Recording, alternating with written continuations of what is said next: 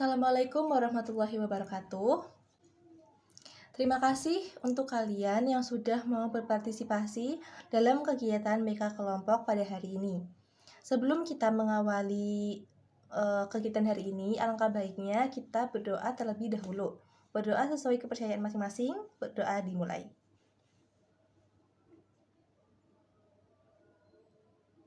Amin, berdoa selesai. Sebelum kita mulai kegiatan hari ini, kita alangkah baiknya berkenalan terlebih dahulu. Dimulai dari saya. Perkenalkan, nama saya Anita Maulidia Hertanti. Bisa saja dipanggil Kak Anita. Saya di sini sebagai konselor. Nah, sekarang kalian bisa memperkenalkan diri kalian. Dimulai dari kanan terlebih dahulu. Baik. Nah, kita kan sudah berkenalan nih. Sudah tahu dong nama masing-masing. Nah, kakak di sini meminta kalian untuk membuat kelompok. Di sini kan ada 8 orang. Nah, dari 8 orang ini kita bisa membuat 2 kelompok. Satu kelompok itu ada 4 anak. Nah, kalian bisa dibagi 2 aja ya. Dari kiri ke kanan 4 orang, dari kanan ke kiri 4 orang. Jadi ada 2 kelompok. Nah, sekarang udah bentuk kelompoknya nih. Sekarang kakak minta kalian memilih 1 orang untuk menjadi ketua kelompok. Dan ketua kelompok itu akan menjelaskan identitas anggota-anggotanya.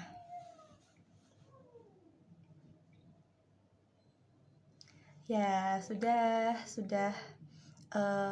Kakak sudah tahu sekarang ketua kelompoknya siapa aja. Sekarang kita mulai kegiatannya. Sebelum mulai, kakak akan menjelaskan apa sih itu BK kelompok. Nah, BK kelompok sendiri merupakan kegiatan yang dilakukan secara berkelompok atau secara bersama-sama guna untuk membahas topik yang sudah kita diskusikan atau kita tentukan di awal. Seperti itu. Nah, tujuannya apa sih? Tujuan layanan kelompok ini, tujuannya yaitu untuk belajar kebersamaan atau keterbukaan antar anggota kelompok yang ada di layanan BK kelompok itu sendiri. Dan kita akan bersama-sama menyelesaikan masalah yang sudah kita tentukan topiknya di awal. Nah, di dalam BK kelompok ini ada 5 asas, yaitu kerahasiaan, keterbukaan, kenormatifan, kesukarelaan, dan kekinian. Di sini peran kakak yaitu menjadi konselor. Konselor itu untuk memimpin jalannya kegiatan BK kelompok pada hari ini. Jadi, ketika kalian bingung atau kalian ingin mengutarakan pendapat kalian tinggal mengutarakan aja. Jadi, kakak bisa mendengarkan berbagai opini dari kalian masing-masing. Kegiatan awal kita yaitu menentukan topik yang akan kita bahas nanti. Jadi, kita nanti berdiskusi topik apa sih yang akan kita bahas di layanan BK kelompok kali ini. Nah, kakak juga mau ingetin nanti di tengah-tengah kegiatan layanan ini ada selingan. Selingannya itu kakak mau kasih suatu permainan, yaitu permainan 369 tepuk tangan. Nah, kalau ada yang nggak tahu permainan 369 tepuk tangan itu apa, nanti kakak jelaskan tapi nanti ya. Nah, kayaknya di sini udah cair nih suasananya, udah enak. Kalian sudah pada kenal dan kalian juga kenal sama kakak. Nah, habis ini kita akan memulai kegiatan kita dan membahas topik apa sih yang akan dibahas. Udah pada siap apa belum? Siapa yang belum siap? Masa ada yang belum siap sih? Oke, kalau belum siap, kakak mau tanya. Kalian di sini terpaksa atau emang mau? Ada yang terpaksa? Wah, jangan ditiru nih. Bercanda. Gak apa-apa. Ini itu sebagai latihan kalian dalam keterbukaan kepada sesama teman. Jadi kalian bisa saling percaya kepada teman kalian, asalkan teman kalian bisa menyimpan dengan baik info yang kalian berikan hari ini. Nah, udah pada siap kelompok 1 dan 2? Kalau udah siap, kita mulai ya. Nah, sekarang kita akan menentukan topik yang akan kita bahas. Ada yang mau mengusulkan topik? Ya, topik percintaan. Boleh. Ada lagi? Keluarga? Boleh juga. Ada lagi?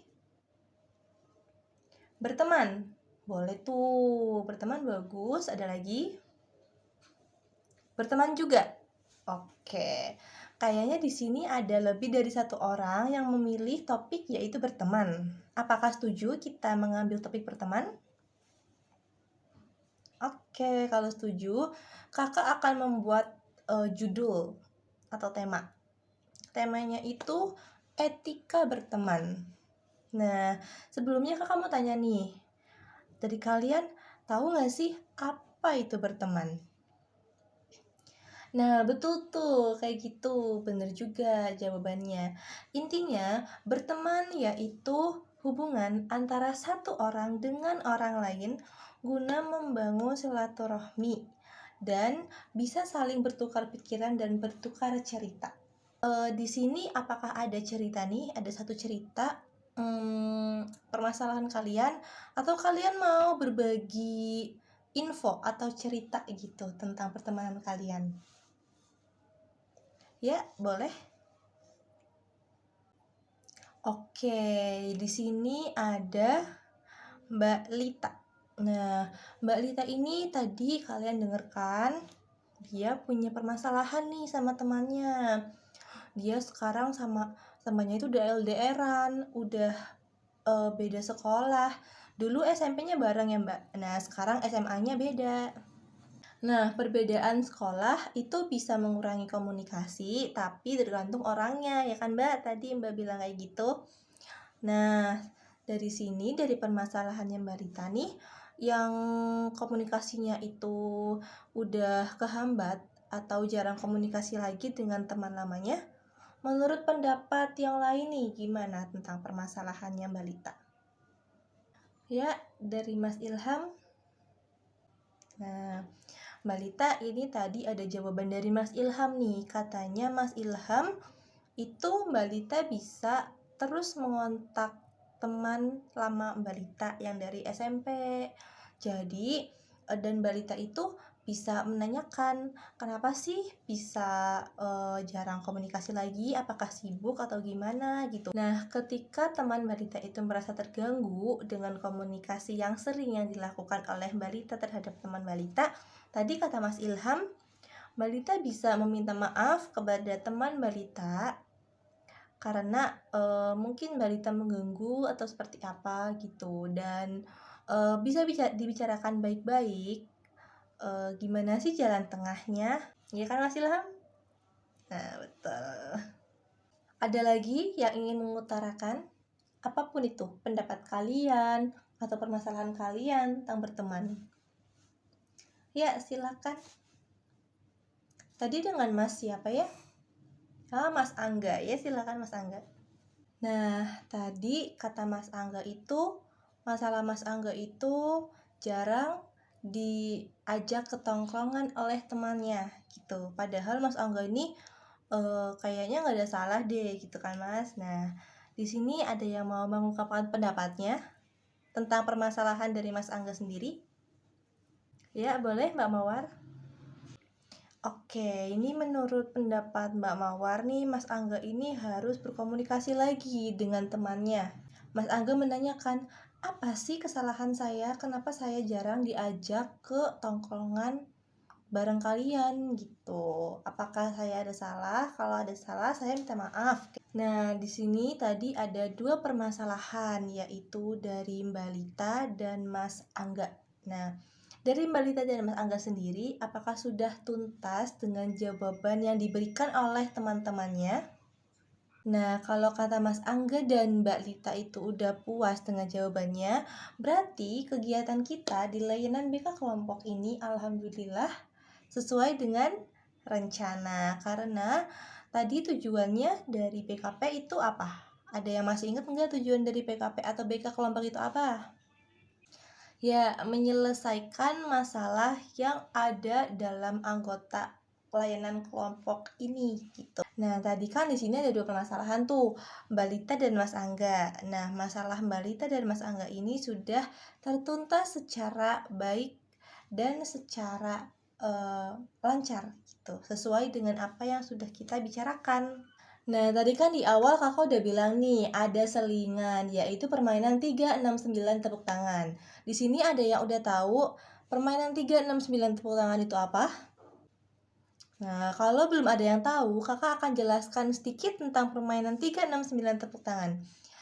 Permainan 369 tepuk tangan, itu kalian akan menyebutkan angka 1, 2, 3, 4, dan seterusnya sampai permainan ini selesai atau sampai kesepakatan kita mau sampai hitungan berapa. Jadi ketika satu anggota menyebutkan angka 1, sebelahnya 2, nah sebelahnya kan harusnya kan 3, tapi setiap ada angka 369 harus digantikan dengan tepuk tangan. Jangan ada yang ngomong 369.